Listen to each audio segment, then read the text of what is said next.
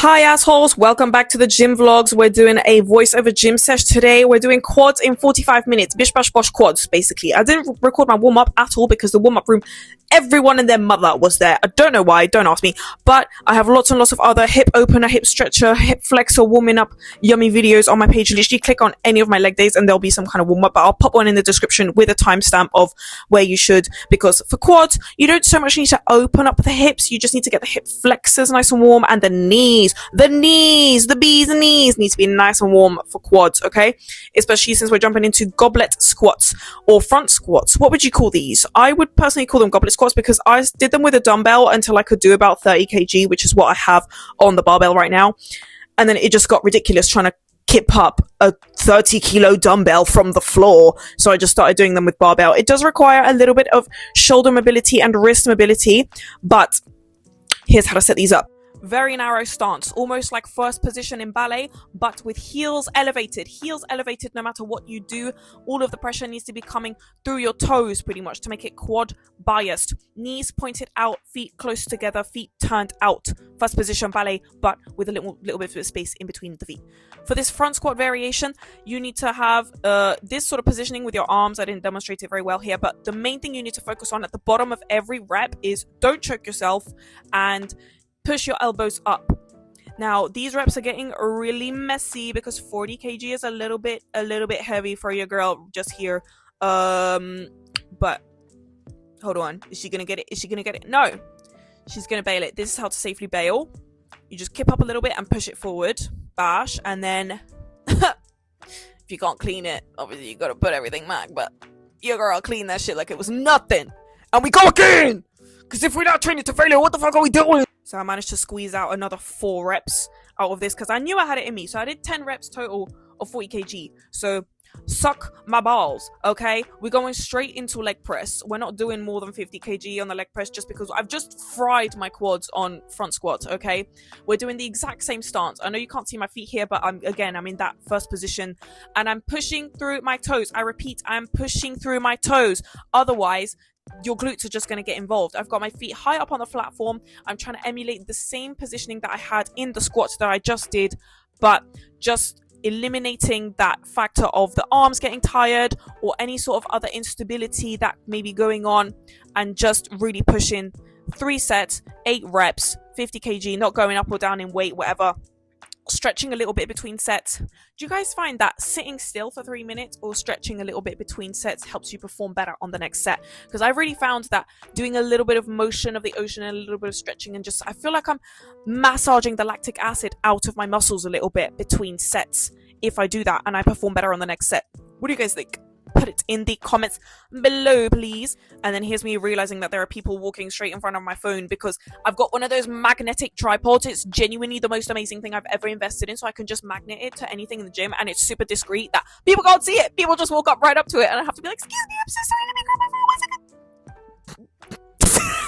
Look at this diabolical angle you're getting from underneath the leg press, but it's so cute. It's like we're in a little tent together and we're hiding from all the men under the leg press. I kind of like hiding under the leg press because it's like I'm in my own little world in between sets and no one can see me, but I can see everybody and I can creep on all the sexy men without anybody. No, I'm not here to sexualize anybody, but girl, if you don't get that weight up, okay, you saw how messy that was. My knees were literally touching, but we're here to train insane. We go again, and we got another rep in the tank, yeah! Because if you're not at the gym to train to failure, what are you? Stay at home. On to quad extension straight away. I did take like a 5-minute break at this point because there was just way too much lactic acid. Put the seat all the way back. Think raging thoughts, okay, and lock in and lift off. I got 66 kg moving for 6 reps 3 times, and then we're going to go into the drop set of death that I like to do at the end of every quad extension set. I'm not struggling at all. I don't know what you're talking about. 66 kg is above my body weight. Not to brag or anything, but your girl's moving some serious weight on these. I do think I have a little bit of a leverage against people because I got really long quads. Hold on, let me actually measure my quads with a measure. Hold on. Right, measurements are in. They're a whopping 40 centimeters long. That's 16 inches. That's ridiculous. So I have to push ridiculous amounts of weight, and I'm going to have to be front squatting 60 before I have a visible quad sweep, which is the goal for the end of this bulk, to be able to stand sideways and for my quads to have a sweep to them. I want them to look like a quadratic equation. You see this bombastic angle? How would I achieve this with a normal tripod? You can't. You have to use the magnetic tripod. I'll actually link it in the bio. You know, I'm not even going to manage to earn commission off of it because it's on Amazon. But it's so good. So good. Not even funny. So, here, I'm doing my 6 reps. Well, at this point, I did only 4 reps with 66 kg. Drop it down 2 notches. Try and get 4 reps. Drop it down 2 notches. Try and get 4 reps until I'm about to like 32 kg, I think is the notch that I can do on single leg. Do 1, 2, single leg, swap, 1, 2, single leg, swap, until you get to isometric hold. Isometric hold just means just hold it at the top in one place. You see how it's not moving? And I'm gonna just lock in. This is supposed to be good for your knees. I'm sure you're supposed to do it like separately and not just at the end of quad day, like a sort of afterthought. But I do it because I'm a bit of a masochist and I like the pain. That wasn't difficult at all, as you can clearly see. I included this clip because my bunda looks great. And I don't even have a pump. Anyway, going into some goblet squats, very, very light. I've literally got like a 7 kilo dumbbell. But here the focus is on not letting my bum go below that line. That line just there. Just there. And just having the strength in my knees to stop myself right there. And to not go below and cheat. I'm sure I'm going to cheat on one of these reps. That was very close to cheating. But just to demonstrate what I'm not to do. Don't do that. Don't bounce your bum off your heels. It's bad for your knees.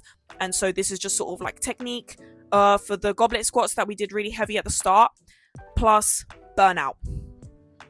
I'm cooked at this point. Cooked, mate. I could have stayed in this little frog position for 5 minutes, I'm telling you. I don't even know why I attempted a sissy squat at this point, but a sissy squat is supposed to look like that and then you come back up. But yeah, no, my left knee was not feeling it. Does anyone else just hit 22 and you've just got one bad knee? Everybody comment below who's their bad knee. Mine's my left knee. If I sit or if I drive, like if I'm sat not with my legs crossed over basically for more than 5 minutes, I need to click my left knee. It's hell. It's hell when I'm sitting on a bus and I can't like straighten my knee to click it. Does anyone else have this? Or is it just me? Anyway, no, that was really bad. That was cheating. Don't do that. Don't bounce your bum off your heels. Anyway, just going into body weight here. Just for the final burnout. What are people's opinions on burnout or like drop sets versus just committing?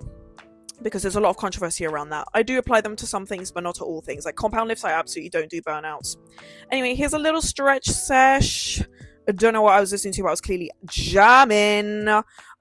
Just putting a little focus on just stretching the quads, basically. So everything that I just did, I did on the other side, and then stretching the quads, hitting this B pose is nasty, and then hitting the camel pose, I think this is called in yoga, hitting the child's pose, and then we're going to hit these against the wall. Super useful. I'm just parking my rear knee right up next to the wall. Wait, I'm going to get you a better angle in a second so you can see what I'm doing.